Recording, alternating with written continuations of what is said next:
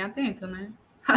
Eu sei como é que é. Vocês devem estar naquele momento ali de já querer se livrar, né? Eu sei, eu entendo. Já fui aluna. Mas, como eu falei para vocês, a gente já está se encaminhando. Amanhã a gente vai ter a aula, tá? É aquela aula assíncrona. Já estou com o roteiro pronto. Eu sei, Tainá. Eu já estou com o roteirinho pronto. Aí até umas 5 horas da tarde, quando eu disponibilizar o link da gravação de hoje, eu já disponibilizo ele também, tá? Eu acho porque o conteúdo não está andando, então nem sempre eu consigo lembrar o que está dentro do roteiro. Deixa eu só ver aqui o que está dentro do roteiro de hoje, de vocês, que eu lembro do de amanhã. Hoje seria esse momento, né, para quem participa. Quem não participa, eu coloquei 2 músicas da ditadura militar lá. E para vocês que participam também, tá, gente? Precisa, porque geralmente eu faço só 1 hora de encontro online para justamente a outro horário subentender, né, que vocês consigam aí analisar outra parte do roteiro, tá certo? Então, eu coloquei 2 músicas sobre a ditadura militar e 3 vídeos bem curtinhos sobre a ditadura militar. E aí, quem não participa pode também retomar os textos disponibilizados anteriormente sobre a ditadura militar. Isso para a aula de hoje. Amanhã é o roteiro 23. Eu vou disponibilizar Gabriela. Amanhã é o roteiro 23, né? Que tem a aula aí, a Gabriela que está entrando agora. Então, o roteiro 23 amanhã vai ter disponibilizado uma atividade sobre a ditadura militar. É uma atividade bem tranquila, bem simples, mas que eu quero que vocês naveguem e mergulhem aí de cabeça nela. Para vocês criarem uma história, enfim, vocês vão entender amanhã, tá? Como se você vivesse na época da ditadura militar. O ano passado eu propus para o terceiro ano de PI, eu recebi histórias maravilhosas, sabe? E eu gosto de ler, tá? Então, amanhã eu vou divulgar uma atividade sobre a ditadura militar, a nossa última atividade do terceiro bimestre, tá? Escrita. E aí, na sexta-feira que vem, aí eu nunca lembro, é o Gustavo e a Janine, que é a líder, né? Mas aí vocês também podem me falar sobre isso. Na sexta-feira que vem, aquele meu roteiro, meu plano de estudos, que é o cronograma que eu sempre no início do bimestre eu divulgo, talvez muito nem sabe do que eu estou falando, mas sempre quando vai iniciar o terceiro, o quarto, eu falo, né? No dia tal a gente vai ter encontro online, vai ter texto, vai ter vídeo. Alguns alunos acredito que saibam do que eu estou falando. Nele eu já tinha falado que na outra sexta-feira, né, fora hoje, na outra já vai ser a nossa prova do terceiro bimestre, tá? Já ficou certo no B, eles não têm outra prova, eu acredito que vocês também não tenham, né, que as emendas geralmente são iguais. Mas caso vocês tenham, a gente muda, não tem problema. Aí eu só precisaria que vocês me confirmassem depois se sexta-feira que vem tá tudo ok se eu posso aplicar a prova do terceiro bimestre.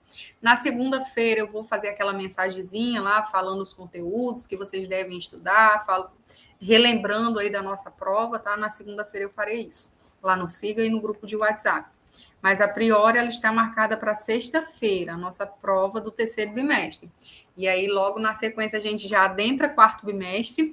Vou tentar fazer só 2 momentos online também, que é possível, né, tendo em vista o conteúdo que a gente tem, né, não ser tão pesado. Tá bom, Gabriela? E aí, daqui um dia a gente já termina. Pelo meu planejamento, eu não fiz o cronograma ainda do quarto, né? Mas quando iniciar, eu já vou disponibilizar eles para vocês. Pelo meu planejamento, em novembro a gente termina. Quando você estiver indo para fazer o Enem, né? Que é final de novembro, a gente já está praticamente no final da disciplina. Talvez faltando 2 encontros, 3, tá? Então, em novembro a gente vai finalizar a disciplina de História. E aí, menos uma para vocês, né?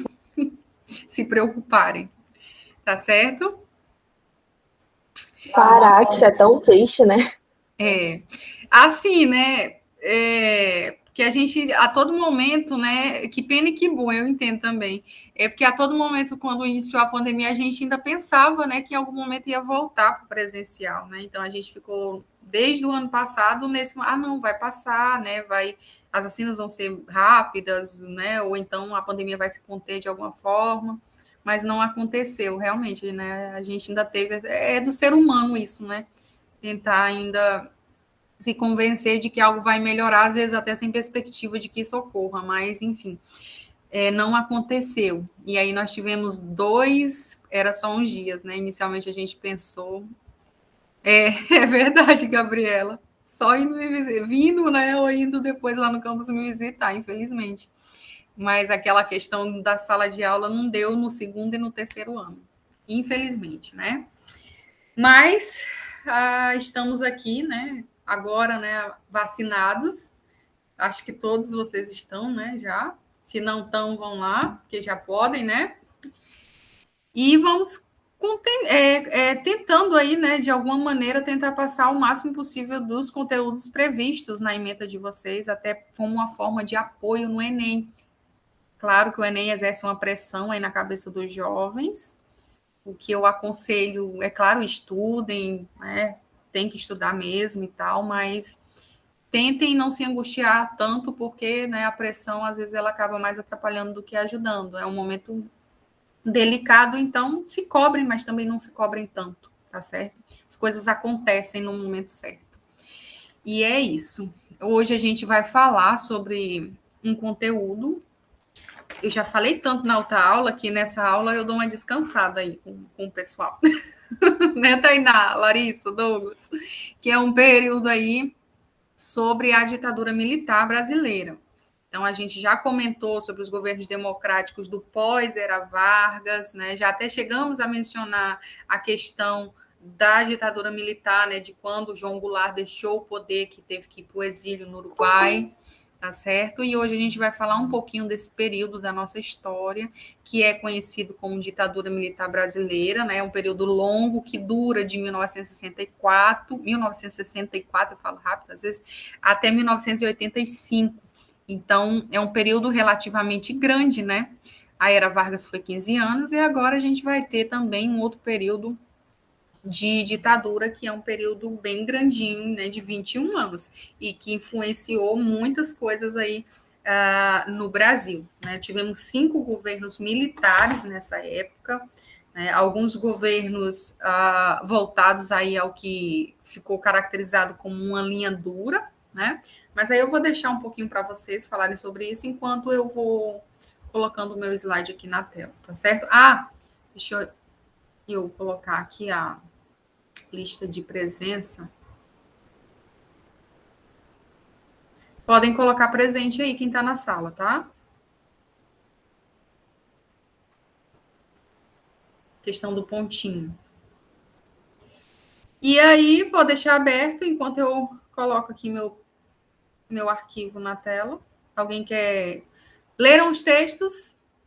Hoje eu divulguei vídeo, divulguei música, tá? No outro eu tinha divulgado texto, né? Agora, hoje eu coloquei vídeo e música. Depois vão lá no Siga, ou então só pega aquele arquivo em PDF e acesse lá o link que eu coloquei para que vocês ouçam aí 2 músicas desse período, né? Que são marcadas, são, digamos assim, são ícones dessa época na luta da defesa, né, contrária à permanência da ditadura militar, na defesa dos trabalhadores, dos direitos políticos, enfim. E 3 videozinhos bem curtos que dá um geralzão ali da ditadura militar no Brasil, tá bom? Da implantação, do percurso. Talvez até alguns de vocês já viram, né? Porque eu disponibilizei ontem à noite ainda, enfim. E aí, alguém vai querer começar? Eu estudei muito para isso. Olha, que coisa boa. Vamos lá, Tainá. Eu queria começar desejando um feliz dia dos professores para a senhora professora, 15 de outubro. De outubro. Ela tá bem empolgada com a história do Brasil. 15 de novembro, proclamação da República. Obrigada, Tainá. Obrigada, viu? Então vamos lá, né? Começar a aula de hoje. Isso. Falando sobre a ditadura. Tainá? Cortou para mim. Só para mim? Não estou ouvindo, gente. Vocês estão me ouvindo? A senhora dá de ouvir, ela não. Tainá, cortou para você. Vamos falar aqui para ela, talvez ela bateu sem querer. Mas o microfone dela tá aberto.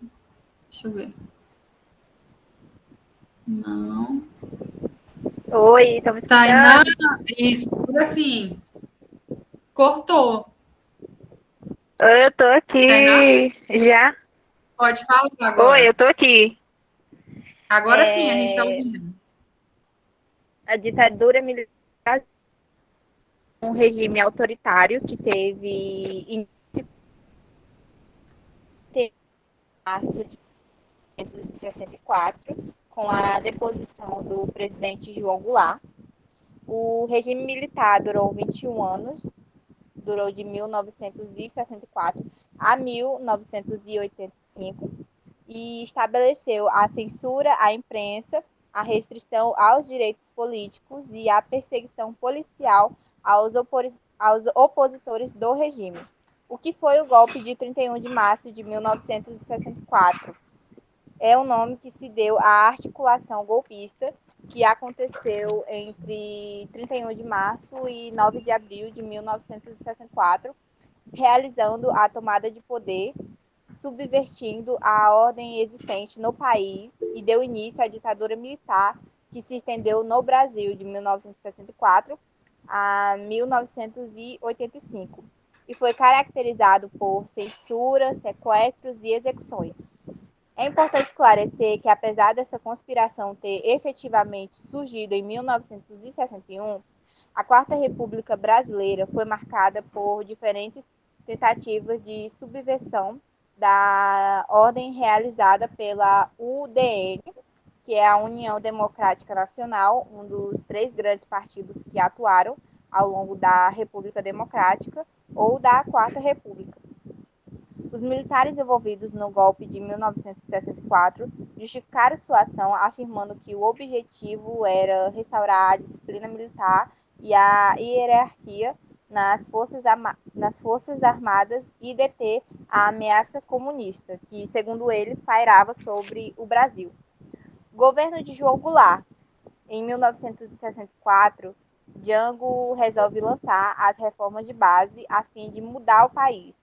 Assim, o presidente anunciou a desapropriação de terras, nacionalização das refinarias de petróleo, as reformas eleitorais, garantindo o voto para analfabetos, e a reforma universitária, entre outras coisas. O presidente era apoiado por universitários que atuavam por meio de suas organizações, e uma das principais era a União Nacional dos Estudantes, UNE.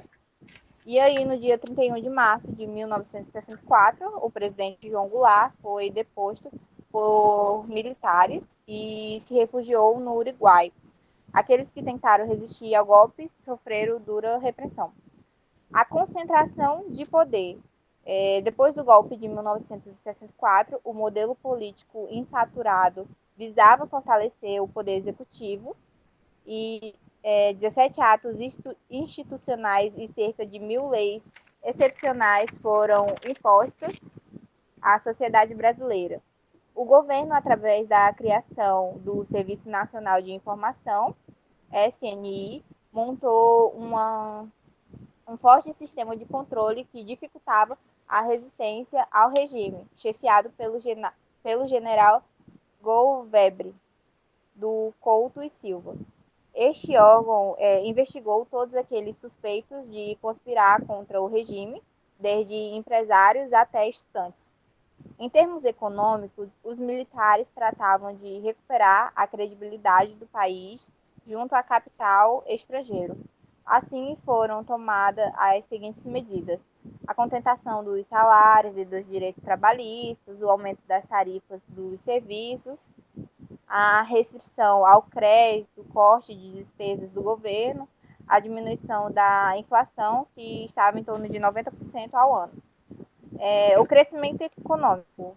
Com um forte esquema repressivo montado, Médici governou procurando passar a imagem de que o país encontrara o caminho do desenvolvimento econômico, somado à conquista da Copa de 1970, e isso acabou criando um clima de euforia no país. O setor que mais cresceu foi o de bens duráveis, eletrodomésticos, carros, caminhão e ônibus. A indústria da construção também foi um que cresceu. As manifestações culturais. No começo da ditadura militar, o governo federal se utilizou das mais diversas estratégias de coesão e controle da opinião pública. Os atos institucionais e a censura previa a imprensa e foram apenas 2 desses mecanismos amplamente utilizados ao longo de boa parte do período ditatorial no combate de setores de oposição. A repressão oficial não impediu, no entanto, que os mais variados grupos sociais tenham se mobilizado em reação aos demandos dos governos militares. Ao contrário da medida que a censura se aprofundavam, os movimentos de resistência se radicalizavam, o que pode ser evidenciado na passeata dos 100 mil e no crescimento de grupos subversivos armados. Regime militar, as propagandas nacionalistas. Naquela época, havia uma censura muito rígida, nem sempre se sabia a dimensão dos fatos. As propagandas assumiram, então, o papel de convencer a população de que aquele regime era algo positivo. As propagandas vinculadas pelo regime eram, sobretudo, de caráter ufanista e, distintamente do que ocorreu no Estado Novo, não havia o departamento que regulava a produção de propaganda. E aí, durante o Estado Novo, havia o DIP, que era o Departamento de Imprensa e Propaganda, que era um instrumento para a difusão de ideologia do regime varguista, já que durante o regime militar a propaganda também era um meio de divulgação da ideologia do regime, mas, no entanto, não havia um órgão de controle estatal da publicidade. A propaganda foi uma coisa fundamental para a manutenção do regime militar e teve impactos até mesmo no imaginário das gerações futuras. E aí, durante os 21 anos da ditadura militar, houve a constante proliferação da mensagem ufanista e militarista que reverbera até os dias atuais no discurso da extrema-direita brasileira. As propagandas desse período também transmitiam mensagens de condenação de ações da esquerda empenhadas na luta armada e enalteciam personalidades públicas ligadas ao regime. A consonância entre a propaganda e censura na ditadura militar nos levou à imagem de proibidade administrativa e competência exclusiva aos militares, falseando a realidade e construindo uma ideologia que afetou gerações. Ditadura militar versus Guerra Fria. A ditadura militar se relacionava com a Guerra Fria como um dos seus eventos mais comuns, sendo o golpe justificado pela defesa do Brasil contra a ameaça comunista. Na época, o mundo estava profundamente e ideologicamente dividido. De um lado estavam aqueles que apoiavam o modelo econômico e o capitalismo, e do outro lado estavam apoiando ao modelo soviético, o socialismo. No meio dos dois, havia uma série de movimentos e inclinações políticas diferentes que iam mais de um lado para o outro. Os Estados Unidos temiam a Revolução Cubana, né, que poderia se espalhar para a América do Sul, além das elites locais, que temiam perder seu poder. Eles vão se unir e estabelecer os limites, os regimes militares anticomunistas em todo o continente, sendo os 20 anos de ditadura no Brasil, com os milhares de torturados, desaparecidos, mortos, né? Nada mais que a adesão do sistema estadunidense no auge do conflito.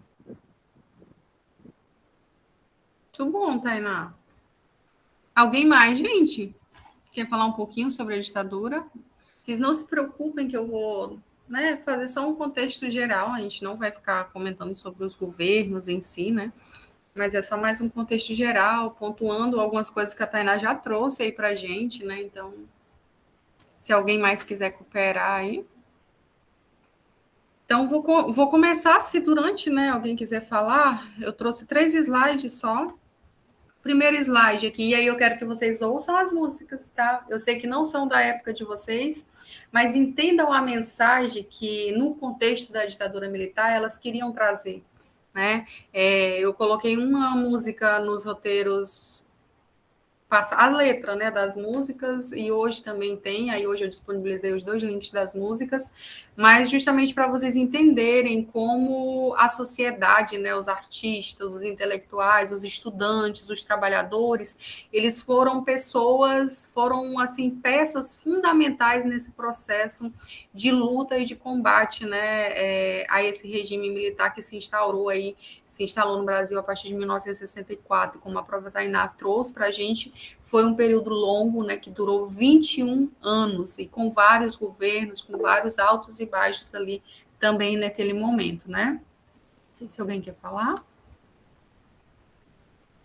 Pessoal passando mensagem pelas notas. Ah, sim, é verdade. Eu acho que teve até uma questão na história na Olimpíada, né, Larissa? As mensagens contrárias, né, ao regime da ditadura militar, muitas pessoas faziam carimbo, né, colocava para as ideias circularem também.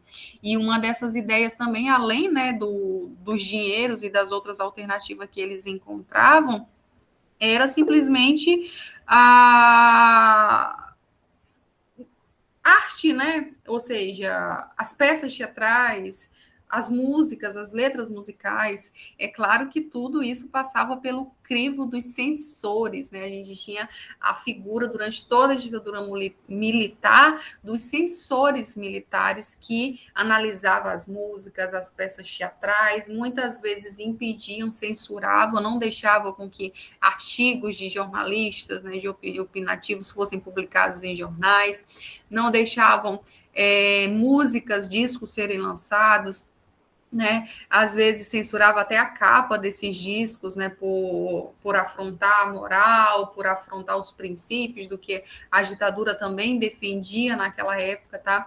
Então, muita censura a gente teve nesse momento. E aí não era somente, né, relacionado era toda a polícia, né, na esfera federal, na estadual, trabalhavam em conjunto para que essas manifestações elas fossem cortadas ali nas suas raízes. Então, tanto a música do Geraldo Vandré, que eu disponibilizei lá para vocês, que eu mencionei, quanto a música do Chico Buarque, né, a música Cálice, elas foram músicas censuradas, tinham uma mensagem, né, na letra musical, que levavam ali as pessoas a lutar em busca de melhorias, ou até mesmo na música de Chico Buarque, né, a música Cálice, fazia uma comparação do cálice de Jesus Cristo, né, do cálice de sangue lá de Jesus Cristo, como é mencionado, né, de uma passagem bíblica, e aí ele faz também com o cálice de calha-boca, né, ou seja, o cálice lá de sangue, lá voltado à religião, ele também é um cálice de sangue oriundo da tortura, que ocorreu aqui na ditadura militar, né, da perseguição, das mortes, e também um cálice de repressão, de calha-boca, né, de que nesse regime militar ninguém podia falar, demonstrar sua insatisfação com o regime, porque você já era perseguido, já era torturado. Então, não só aquelas músicas, mas se vocês pesquisarem na internet, vocês vão ver aí um amplo repertório relacionados aí a artistas que fizeram suas produções contrárias aí ao regime nessa época, que foram perseguidos, que tiveram que fugir do Brasil muitas vezes, né, para não serem perseguidos aqui internamente, ou não ser presos também, tá bom? Então, teve vários desses artistas. Eu coloquei somente 2 músicas para vocês terem conhecimento, né? Com certeza, muitos de vocês talvez já até ouviram aquela música, tá? Mas é isso, né? O que a Tainá já trouxe aí para a gente foi bem baseado aí no que eu disponibilizei para vocês, bem legal. Quem lê os textos, eu tenho certeza que deu essa compreensão. Vocês já tinham visto também sobre esse conteúdo lá no Fundamental. Então, a ditadura militar no Brasil, ela é um período de 21 anos, um período longo, que teve 5 governos militares. Esses governos militares eles foram eleitos de maneira indireta, né? Não tivemos a participação direta da população votando. Teve, logo no início da ditadura militar também, os próprios governadores, eles foram impedidos de terem seus mandatos, né, e não podia ter também as eleições para governadores no início da ditadura militar. Depois começou a se ter uma abertura, né, nem para prefeitos, nem para governadores, e aí se voltou, já no final da ditadura militar, as eleições para governadores, e só no final, nós tivemos aí as eleições para presidente. No entanto, a primeira eleição para presidente, ela ainda vai acontecer de forma indireta, né? A gente vai ter uma emenda lá, uma emenda proposta pelo deputado Dante Oliveira, só que ela não vai ser aprovada, não vai ter voto suficiente para aprovação no Congresso, e as eleições, né, de 85, né, que vai coincidir lá com a eleição de Tancredo Neves, o eleito pelo o Congresso, ela ainda vai ser de maneira indireta. A gente tinha tido uma ampla campanha pelas diretas já no Brasil, né, com base aí nessa proposta de emenda à Constituição do Dante de Oliveira, mas mesmo com o clamor popular, com os grupos partidários que começaram a ser permitidos, puderam ser permitidos de novo no final do regime, ainda assim o Congresso não vai aprovar as primeiras eleições diretas, né? Então, Tancredo, ele vai ser eleito, vai ser o primeiro presidente, né, após a ditadura militar eleito, mas de forma indireta ainda, não vai assumir, porque ele vai morrer antes mesmo de assumir o poder. Quem vai assumir é o vice dele, José Sarney, que era um político que tinha resquícios, né, com os grupos da ditadura militar ali, tá? Então, a gente deixa o regime militar, mas os políticos, muita gente que fizeram parte daquela política, que compuseram ali aquele período político, né, eles ainda vão participar da vida política, graças à lei, né, do pluripartidarismo que nós tivemos, né? Ou seja, o pluripartidarismo ele permitiu que tivesse vários partidos políticos no final da ditadura militar, e esses partidos políticos, né, a gente vai ter essas pessoas que eram lá da Arena e do MDB, que eram os únicos dois partidos permitidos na época da ditadura militar, se dissolvendo lá em vários outros partidos. É quando no final da ditadura militar vai surgir PMDB, PT, né? E aí o próprio Sarney ele vai se coligar a um partido político e vai conseguir aí se manter aí no poder também, tá certo? Essa foto aqui, ela expressa, gente, o que de fato, né, ficou bem característico da ditadura militar, que foi a tortura, que foi a violência, né? Então, manifestações eram proibidas, principalmente, né, se tinham algumas ideias relacionados aí a melhorias dos trabalhadores, a melhorias salariais, a políticas, né, sociais de reforma agrária, enfim, com certeza isso seria duramente combatido, reprimido pelos governos que se instalaram a partir de 64. A Tainá mencionou, né, a gente já havia mencionado também sobre essa questão de como foi que nós tivemos a instauração da ditadura militar no Brasil. Então, o Jango, né, o João Goulart, o último presidente daquela República Democrática, né, anterior à ditadura militar, ele foi acusado de ter ideias que queriam trazer a implantação do socialismo no Brasil, com aquela reforma de base que ele propôs ali na sua política, ou seja, de promover uma reforma agrária, de votos aos analfabetos, né? Então, tudo isso aí, essas ideias do Jango, foram taxadas como ideias socialistas e que ele estava, de alguma maneira, tentando implantar o socialismo no Brasil, tá? Mas, aí, né, a partir desse momento, alguns grupos aliados às alas conservadoras da política, também aliados a uma ala mais conservadora da sociedade, grupos de empresários também, né, que não queriam perder ali suas propriedades, suas indústrias, não queria ali a nacionalização, acabaram, né, ficando com medo de perder as suas fortunas e se aliando aí contra essas imposições das reformas de base do Jean.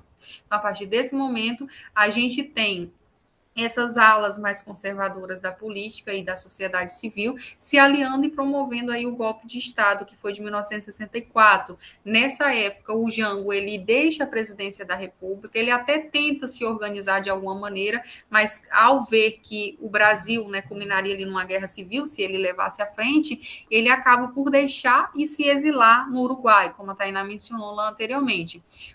No futuro, ele depois vai para a Argentina, vai morrer no exílio, em plena ditadura militar, né? Dizem que ele morreu deprimido, muitos relacionados aí à forma de como ele foi tirado ao poder, tá? E aí ele vai morrer lá na Argentina e já, né, anos depois, mas quem vai assumir aqui vai ser esses governos militares, tá?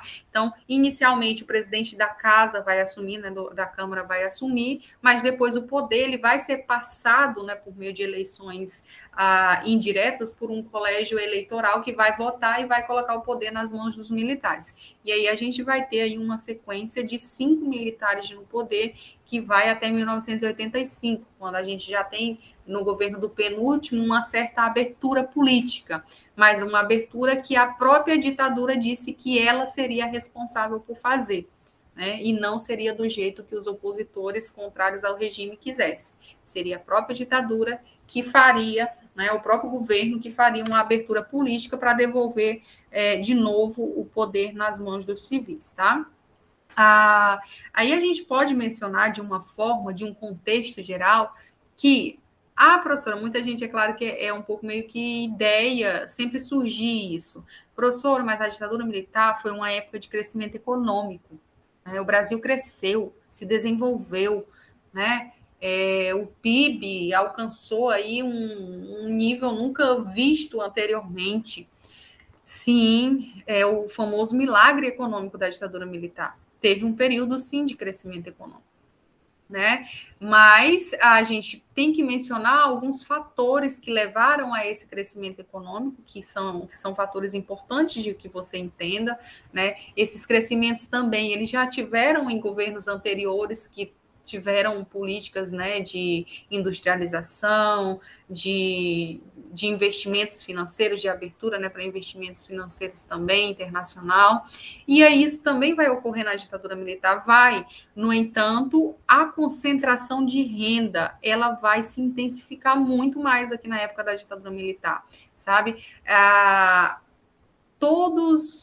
Digamos que esse aumento do PIB, ele não repercutiu em divisão, né, não foi toda a sociedade que teve participação no crescimento do PIB, né, que foi beneficiada por esse grandioso crescimento econômico. Muito pelo contrário, essa riqueza dessa época da ditadura militar, ela não foi repartida, né? Ela ficou concentrada mais uma vez nas mãos das elites, do empresariado, tá? Daquela mesma população que desde sempre, né, historicamente, vem condensando ali todo o poder econômico nas suas mãos. Então, na época da ditadura militar, mesmo com um período de crescimento econômico que houve, né, essa riqueza ela não repercutiu em melhorias sociais. Muito pelo contrário, nessa época, né, os trabalhadores, na época da implantação do regime militar, os trabalhadores tiveram um arroxo salarial muito grande. Esse arroxo salarial muito grande que teve, né, culminou com dificuldades até de manutenção de vida, de comprar alimentos, né, durante aí esses períodos de governo, e que vai se intensificando e vai se agravando ali mais ainda para o final da ditadura militar, tá? Então a gente vai ter aí durante essa ditadura militar esse crescimento econômico, né, em alguns momentos, sim, mas a gente também vai ter a parte social, né, os trabalhadores sendo pessoas que não tiveram participação aí nenhuma nesse crescimento econômico, tá? Que foram centradas na mão de uma elite. E aí mencionar aqui que durante a ditadura militar, o Brasil ele foi, digamos que, governado por atos institucionais. Então, como que a ditadura militar naquela época ela fazia valer as suas os seus mandos e desmandos, né? Ela fez ficar legal o que era ilegal, através dos atos institucionais. E aí a gente teve mais de 10 atos institucionais. Alguns, né, eram coisas assim do dia a dia, banais e tal, mas outros não, outros ficaram bem conhecidos, que é o caso do ato institucional número 2 e o ato institucional número 5. Né?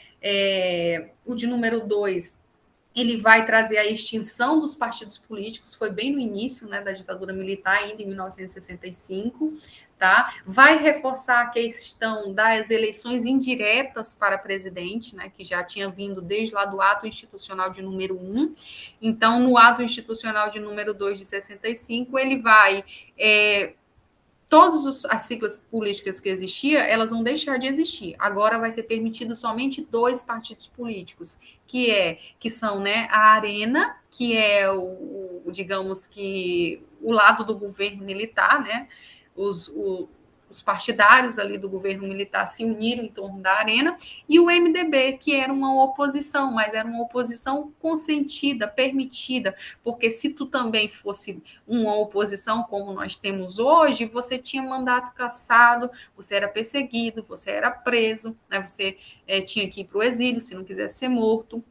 Enfim, esses eram os 2 únicos partidos que existiram aí naquela época, a Arena e o MDB. Só no final, já lá em 1979, com a reforma partidária e a instituição do pluripartidarismo, é que a gente vai ter novos partidos políticos voltando. Mas de 1965 até 1979, a gente tem no cenário político somente esses 2 partidos, tá?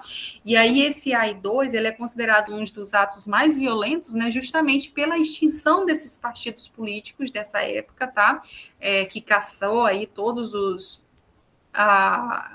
partidos anteriores, né, e criando somente esses 2 partidos. Depois a gente vai ter o ato institucional de número 3, que alguns desses atos, eles versam sobre as eleições indiretas, até mesmo nos estados, né, para governador, para prefeito também foram impedidos eleições diretas para governo, para prefeito. E aí, voltando para o caso do Acre, o Acre ele tinha se tornado Estado em 1962. Nós tivemos o primeiro governador eleito, né, o José de Araújo, e ele foi destituído do cargo dele pelos interventores, né? Porque esses atos institucionais, eles também vieram para falar que os estados não podiam ter eleições diretas, tinha que ser eleições indiretas, ou seja, o governo federal, né, que fariam ali a nomeação. Então, o governo eleito, o primeiro governo eleito aqui do Acre, ele foi impedido de governar, ficou pouco tempo no poder, que veio um interventor, né, a mando do governo federal para cá. Tá? Outro também, alguns desses atos trouxeram no seu texto, né, e possibilitaram o fechamento do Congresso, foi o caso do AI-5. Então, o AI-5 ele trouxe poderes assim, amplos poderes na mão do executivo, né, que era a figura do militar nessa época. Então, ele trazia o poder de fechar o Congresso por tempo indeterminado. Já tinha acontecido em outros atos institucionais lá atrás, mas aqui o governo ele podia, né, indeterminar, fechar a hora que quisesse, legislar sobre o que quisesse, né, só o executivo, sem pedir, digamos que opinião, né, do legislativo. Tá? Então, ele podia fechar o Congresso e legislar sobre aposentadoria, cassação de mandatos, né? Enfim, prisões, tá? Então, foi um ato institucional que, além de endurecer também, né, a questão da censura à imprensa, e aqui a gente menciona os censores, que foi muito forte nessa época, né? Então, a gente teve aí uma grande censura às imprensas, como eu mencionei lá atrás, muito, não sei se foi aqui na aula de vocês, já no início, ou se foi na outra turma, mas muitos jornais nessa época era normal aparecer receita de bolo, poemas, tá? Porque os censores, né, que eram as pessoas que trabalhavam ali lendo os artigos que seriam publicados, ouvindo as letras musicais, elas simplesmente, se achasse que tinha alguma coisa ali dentro daquela letra musical que falava contra o regime, ou tinha uma ideia que era subversiva ao regime militar, eles não podiam publicar. Tá? Então, era comum que, às vezes, muitos jornais nem colocava nada, deixava só a lacuna em branco. E outros não, tentavam, né, preencher com receita de bolo. Então, quando aparecia alguma coisa daquela, já se sabia que alguma coisa havia sido censurada, tá? Esse AI-5 também, ele caça direitos políticos, né? E também suspende direitos constitucionais, como a questão do habeas corpus naquela época, né? Ou seja, as pessoas, elas eram presas simplesmente por não concordarem com o regime político daquela época e não tinham direitos nem, né, a esse remédio legal aí, né, que a Constituição prevê. Ou seja, se não tem um mandado judicial, você não pode cometer prisões arbitrárias, a não ser que seja em flagrante delito, né? E aí, nessa época, para a questão política, você não podia solicitar um habeas corpus simplesmente, né, para impedir que você fosse preso arbitrariamente porque você era contrário ao governo militar. Então, muitas pessoas foram presas nessa época e não puderam nem sequer, né, ter esses remédios aí constitucionais que anteriormente era possível na Constituição, porque foram cassados, tá?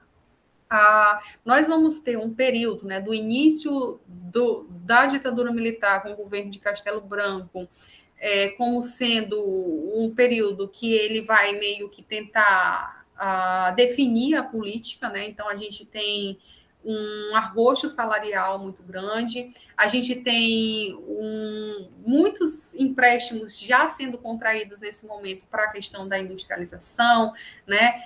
Muito capital, muitas empresas, né, buscando o Brasil para fazer investimentos, muitas multinacionais, né, devido à mão de obra barata que se tinha nessa época. Então a gente vai ter uma preparação do que vai acontecer lá na frente, né? Muitas obras começando a serem construídas, foi o caso da Transamazônica, a Ponte Rio-Niterói, que foi construída durante a ditadura militar. A gente vai ter aí uma preparação do que vai acontecer lá na frente, que é o famoso milagre econômico, como a gente já falou, né? Que vai acontecer num período, né, a partir do Costa e Silva, que é o segundo governo, que vai ficar pouquinho tempo, porque ele vai ter um problema de saúde, vai sair. Depois quem vai entrar é o Médici, né? E aí é no Médici que a gente tem aí a consolidação do milagre econômico, mas aí que já vinha, né, já sendo formado desde anteriormente, mas a gente também vai ter o início aí da estagnação, digamos assim. E aí nos próximos governos ainda, esse milagre econômico vai se transformar e virar uma maldição mesmo, né? Porque a inflação vai ganhar patamares, né, lá em cima. A dívida externa, porque o Brasil, nessa época do milagre econômico, ele contraiu muitos empréstimos para fazer investimentos, e esses empréstimos teve um momento que chegou o momento de se pagar a dívida, né? E aí esses empréstimos começaram a ter que ser pagos, e aí num contexto de crise, de inflação, de crise do petróleo, que foi uma crise internacional que repercutiu aqui dentro também, e que vai afetar a economia, vai fazer com que aquele grande milagre econômico, é claro que só beneficiou a elite, né? Ele comece ali a virar uma maldição, tá? Nesse período do Costa e Silva e do Médici, a gente vai ter a formação de guerrilhas, né? É importante mencionar a formação desses grupos. Essas guerrilhas, elas vão atuar em um cenário contrário à instalação da ditadura militar, contra os atos institucionais de cassação de direitos políticos, de direitos constitucionais, tá? Então, eles são pessoas que vão se armar contra o regime militar. Então, a gente vai ter as guerrilhas urbanas, as guerrilhas rurais também, tá? Meu celular tá gritando aqui, eu não sei se às vezes eu posso estar falando aqui, vocês não estão ouvindo, né? Deixa eu só ver se... Não, são outras coisas. Tá, então nesse momento a gente vai ter as guerrilhas se armando e se intensificando, né? A gente vai ter uma famosa guerrilha que vai ser ali entre o estado do Pará e do Tocantins, né, que são hoje o estado do Pará e Tocantins, que é a famosa guerrilha do Araguaia. Ela vai reunir milhares de guerrilheiros, né? Muitos desses guerrilheiros aí vieram de regiões lá do Sudeste, né? E se organizaram ali em torno desse grupo que tinha a tentativa, né, de colocar abaixo o regime militar. Tivemos, nessa época, muitos eventos relacionados a enfrentamento, de morte de pessoas, tanto do lado militar quanto do lado guerrilheiro também, né? Esses guerrilheiros, eles começaram a fazer algumas ações para fortalecer a guerrilha, tá? Algumas dessas ações a gente pode citar assaltar bancos, sequestros de diplomatas, né? A gente teve sequestros de diplomatas nessa época também, e os sequestros, principalmente de diplomatas, de empresários, que ocorreram aí muito nessa época, eles foram utilizados como moeda de troca, né? Ou seja, muitas pessoas ligadas a movimentos estudantil, ligadas aos sindicatos de trabalhadores, né, que eram controlados ali, eles eram presos naquela época. Então, muitos desses guerrilheiros, quando cometiam esses sequestros, eles usavam, né, a pessoa sequestrada como uma moeda de troca. Em troca, tinham que liberar os presos políticos. Teve até eventos que muitos presos políticos foram liberados nessa época, né, sendo trocados por diplomatas, por empresários, enfim. Então, a guerrilha foi uma forma de resistência, claro que foi uma forma de resistência violenta também, né, que pegou em armas, que matou pessoas, então a gente não deve deixar de mencionar nisso, mas foi a resistência que essas pessoas encontraram naquele momento, onde as suas liberdades foram censuradas, onde pessoas eram torturadas nos porões, né, do SNI, do Serviço Nacional de Informação, né. Vale mencionar também esses órgãos que foram criados naquela época com a finalidade de investigar quem era que tinha ideias contrárias, né? E aí eles tinham lá, digamos que,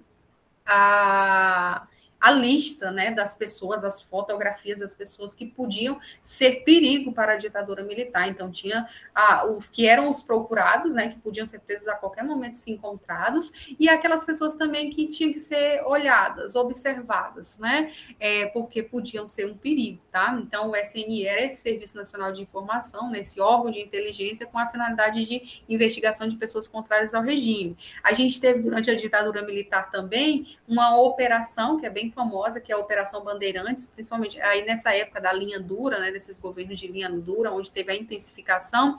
Essa OBAN, Operação Bandeirantes, ela tanto era ligada ao Exército, quanto também tivemos empresários que financiaram aí essas operações, e elas tinham a ideia de identificar, localizar e capturar essas pessoas. Então, elas foram, né, direcionadas a todos os locais aí brasileiros, né, as regiões do Brasil, e com essa finalidade de identificar ideias contrárias ao regime, tá? E de capturar, de prender, enfim. A gente sabe que teve muitas mortes também durante a ditadura militar também, né? Teve também um outro órgão, que foi o DOI-CODE, né, criação do Departamento de Operações de Informações, né, DOI, Departamento de Operações de Informações, e o Centro de Operações de Defesa Interna, em 1970, né, que foi nessa época também de repressão mais linha dura, de mais tortura, né, que ficou conhecido como o DOI-CODE. Então, esse DOI-CODE também ele tinha essa finalidade, né, de prender, de interrogar, né, as pessoas. Então, muitas dessas pessoas, às vezes, eram presas pelo DOI-CODE e simplesmente desapareciam, né? Famílias, hoje em dia, muitas famílias ainda não sabem do paradeiro dos corpos de muitas vítimas da ditadura militar.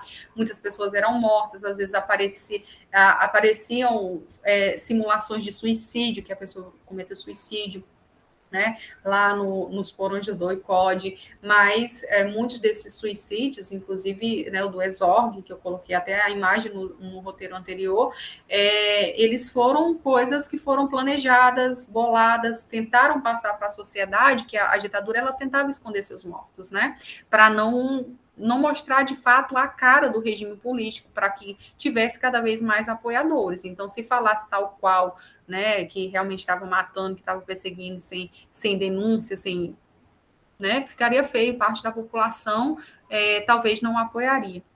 Mas muitas pessoas foram mortas aí em interrogatórios, fora a gente também tem que citar, né, as formas de torturas que eram empregadas por essas pessoas nessa época, né? Ou seja, muitos interrogatórios com pessoas lá em meio a animais silvestres, cobras, jacarés, né?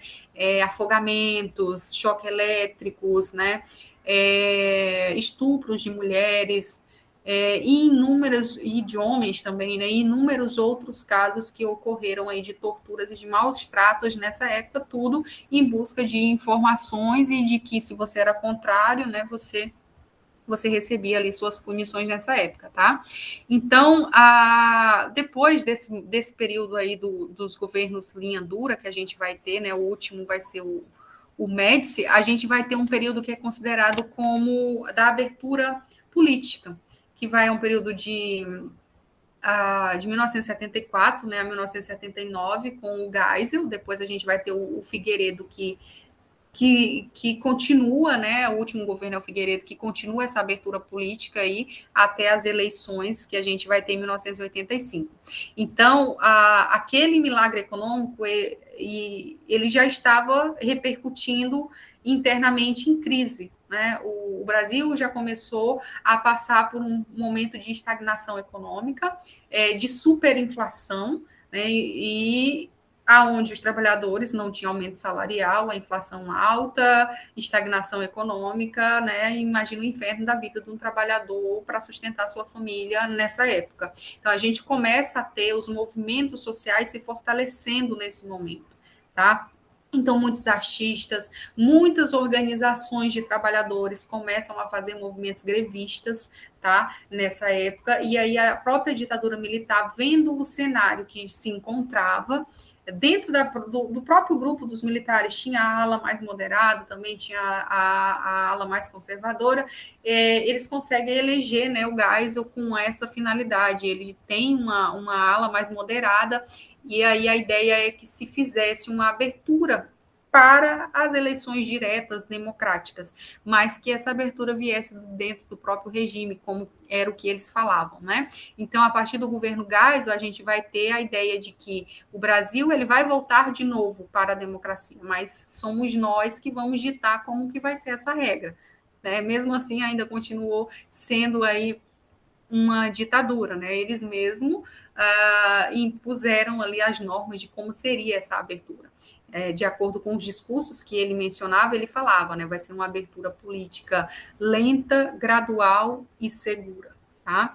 E aí eu já citei, né, algumas coisas aí, milagre econômico virou maldição, inflação estava descontrolada no final da ditadura militar, e aí dentro mesmo dessa ala mais moderada, a gente ainda tinha aquelas alas que eram as mais que promovia a tortura, a perseguição política, e aí a gente vai ter mortes ainda de trabalhadores, de jornalistas nessa época, que vai intensificar e repercutir cada vez mais negativamente os governos militares da época, né? Uma dessas mortes foi a morte do Exorc, né? Que foi ali uma morte forjada em 1975, do Manuel Fiel Filho, em 76, que era um trabalhador, né?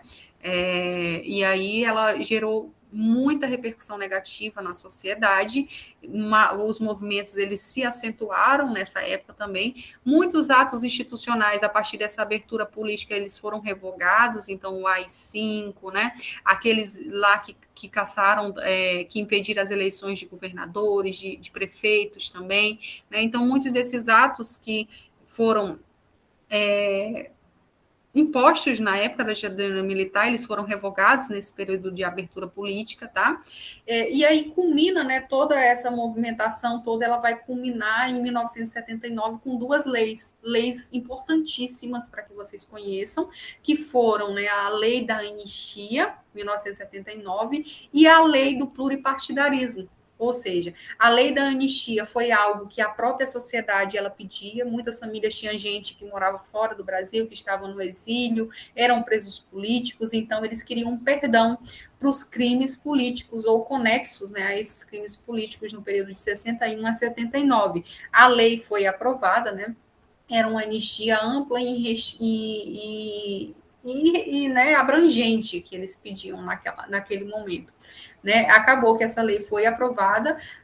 Claro que, além dos presos políticos, das pessoas que estavam exiladas também, essa lei acabou isentando aquelas pessoas que cometiam crimes políticos em nome da ditadura militar também, porque foram anistiados também, né? E aí uma outra lei que nós tivemos foi a lei da reforma partidária, que foi aquela que instituiu novamente o pluripartidarismo, que tinha sido extinto desde o AI-2, né? Em 65, então em 79 a gente tem de novo os partidos políticos podendo voltar, né? Então a gente tem a formação do PMDB, do PT, né? Vários outros grupos políticos também que passam aí a fazer parte do cenário político nessa época. A primeira eleição a partir do final da ditadura militar, ela ainda para presidente, ela ainda vai ser indireta, até vai ter uma emenda do Dante de Oliveira, que foi um deputado, se eu não me engano, de Mato Grosso, e ele vai fazer uma proposta de que as primeiras eleições sejam diretas, né? Só que essa emenda constitucional ela não vai ter votos suficientes para ser aprovada, então a primeira eleição ela vai ser indireta, né? Vai culminar com a vitória do Tancredo Neves e do José Sarney como vice. O Tancredo vai morrer antes da sua posse, quem vai assumir é o José Sarney. O José Sarney é um político, né, que teve uma participação muito forte durante a ditadura militar nos governos militares, então ele é oriundo, né, daquela antiga arena lá dos militares. Então, é claro que é um novo governo, né, um momento democrático, mas ele não deixa de ter as raízes lá, o pé, lá na arena, que foi o partido político lá dos militares naquela época, tá? Mesmo com essa emenda, né, com essa emenda do Dante, que tentou ser aprovada, né, para as eleições diretas, ganhou as ruas um movimento que eu acho que muitos de vocês já ouviram falar, foi o movimento das diretas já, né? Então, esse movimento das diretas já, ele ganhou as ruas com os jovens, trabalhadores, né, os estudantes, a UNE, pedindo que as primeiras eleições, que as próximas eleições, elas fossem já de maneira direta, né, e não de maneira indireta. Então, foi um movimento gigantesco que ganhou as ruas do Brasil, mas mesmo em meio a esses movimentos, o Congresso optou por não aprovar as primeiras eleições dessa forma, tá? Então, foi aí de maneira indireta. E aí a gente vai ter o governo de Sarney, porque o Tancredo vai morrer, mas aí o Sarney a gente já comenta lá no quarto bimestre. Aqui são algumas imagens relacionadas à ditadura militar. Tainá mencionou isso aqui, eu acabei que eu nem falei, essa propaganda política, né? Que gerou um sentimento que tentava trazer, né, o ufanismo do brasileiro nessa época, né? O orgulho exagerado ali por ser brasileiro, que foi justamente a época do milagre econômico, né? Do governo Costa e Silva, do Médici, onde o PIB cresceu muito. E aí eles tentavam fazer uma campanha, uma propaganda ideológica forte para que as pessoas que olhassem para o regime falassem, não, de fato, a ditadura é o caminho certo a se seguir. Por isso que até hoje ainda tem muito isso na cabeça, na mente das pessoas, né? Que muitos viveram aquele período, passam para os seus filhos, né? Passam justamente pela propaganda que foi feita em torno desse crescimento econômico, né? Mas não se entendia os reais motivos desse crescimento econômico. Então, naquela época, eram comum propagandas que endeusasse o regime político, como se estivesse levando o Brasil a ser um país muito forte economicamente, né? Claro que o forte economicamente restringia uma grande parcela da sociedade, né? Muitos até passavam fome, mas essas propagandas políticas eram comuns. Brasil, ame-o ou deixe-o, né? Então, se você tem a ideia militar, você fica, senão vai embora, né? Deixa o Brasil para frente, Brasil, ninguém segura esse país. Então, são propagandas políticas, principalmente relacionadas a esse período do milagre econômico, tá? Aqui a gente já vai ter a morte do jornalista lá que eu falei para vocês, do Exorg, tá? Aqui em cima é um movimento pelas diretas já, né, que acabou que não teve as diretas, né, foi indireta a eleição, mas foi um movimento que ganhou as ruas e que também serviu, né, para colocar aí um ponto final na ditadura militar. E aqui fotos de desaparecidos da ditadura militar. Muitos mortos naquela época, muitos presos políticos, muitos exilados, né, inclusive pessoas artistas aí que vocês com certeza já ouviram falar, foram exilados, né, e depois puderam regressar aí ao final da ditadura militar no Brasil, tá? E hoje um tanto de gente ainda tem os corpos desaparecidos, que famílias não puderam nem enterrar, porque a partir da prisão, não sabe o que aconteceu. Né? Teve instaurado em alguns governos, em governos posteriores, a comissão que investigava aí esses mortos e desaparecidos e que tinha a missão de fazer uma retratação, né, e até o pagamento de uma indenização para essas famílias, né? Então, muitos corpos foram identificados a partir dos trabalhos dessas comissões também, e aí muitas famílias também foram indenizadas, mas um tanto de outras famílias também continuam aí não sabendo do paradeiro dos seus entes queridos, tá? Esses foram aí os governos da época militar. O primeiro, Castelo Branco, o segundo, Costa e Silva, né? Ficou pouco tempo no governo. O Castelo Branco, ele teve um acidente aéreo depois que ele terminou o governo dele, né? Então, ele teve um acidente aéreo, morreu nessa época, depois, né, do governo dele. Acho que era o governo Costa e Silva que estava na época, aí ele morreu. Esse aqui é o Médici, né? Esses dois aqui são considerados, né, a linha dura, principalmente o governo de Médici, e foi a época do milagre econômico e também das guerrilhas. Aqui o governo Geisel, o da abertura, o de óculos, e aqui o Figueiredo, tá? O último governo militar. E aqui já vamos ter os novos após a ditadura militar, mas já será tema aí do quarto bimestre.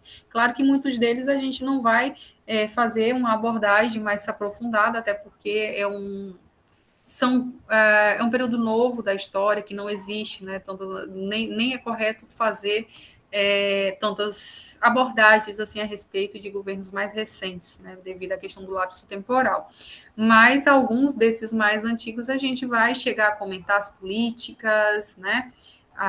Algumas convicções ideológicas, tá certo? Só que isso será no quarto bimestre. E aí já aproveito para lembrar da nossa prova novamente aí na sexta-feira, tá certo? Gente, foi isso que eu quis trazer para vocês. É claro que é um assunto que não se esgota, né? Como acho que muitos talvez pesquisaram, puderam ver, é um assunto que não se esgota. E aí, sexta-feira a gente tem a nossa prova, tá? Vou deixar ela disponível, não vamos ter momento online na sexta-feira, e provavelmente no quarto bimestre a gente vai ter no máximo mais 2 encontros online, e aí a gente termina. Eu acredito que no mês de novembro a gente já vai terminar nossas aulas de história, tá certo? Então é isso, se alguém quiser mencionar mais alguma coisa, eu vou salvar aqui a lista de presença, eu acho que todos já assinaram, né? Se não, a gente pode encerrar por aqui, né? E bom final. Não, bom final de semana não. Eu tenho aula com vocês amanhã. Hoje eu ainda vou. Tenho, né? Eu ainda tenho aula com vocês amanhã, que eu disse, né? Ana já a maluca, porque numa turma não tem, na outra tem, aí eu. Mas amanhã a gente tem aula, viu? Mas é isso. Tem, né, Nicole? Foi na de vocês que eu falei. Então, amanhã a gente tem aula. Eu vou só disponibilizar o roteiro. Vai ter uma atividade para amanhã. Claro que não é para entregar para amanhã, tá? Assíncrono, tá? Isso mesmo. Não vai ter que entregar amanhã, eu acho que é dia 22 que eu coloquei a entrega, tá? E é isso. Dia 22 é a entrega. E também dia 22 a gente tem a prova, mas a prova eu vou deixar assim. Eu vou deixar uns 3 dias lá disponível para vocês, tá? Para que vocês tenham um tempinho aí para fazer, estudar mais, revisar, se for preciso, tá bom? Então tá bom, gente. Vou ali tomar uma aguinha. Tchau, viu? Bom final de semana aí para vocês. Depois eu disponibilizo o link, eu disponibilizo o roteiro e até mais. Tchau. Parar de gravar, né? Senão eu não consigo encerrar. Tchau, professora. Então, bom dia. Tchau, gente. Bom dia. O Gabriela, desculpa. Se quiser me entregar, tá? Aquele arquivo, você pode entregar, não tem problema. Tá certo, eu vou fazer, só que eu tenho que antecipar outros também. Tá bom. Olha, gente, até final da nossa disciplina, se o aluno quiser se regularizar de alguma maneira, eu estou apta aí a conversar, tá? Mas aí depois que finalizar, não vai ter como, né? Tá bom? Mas o teu é coisa pouca, né? Tá tranquilo. Só aquela atividade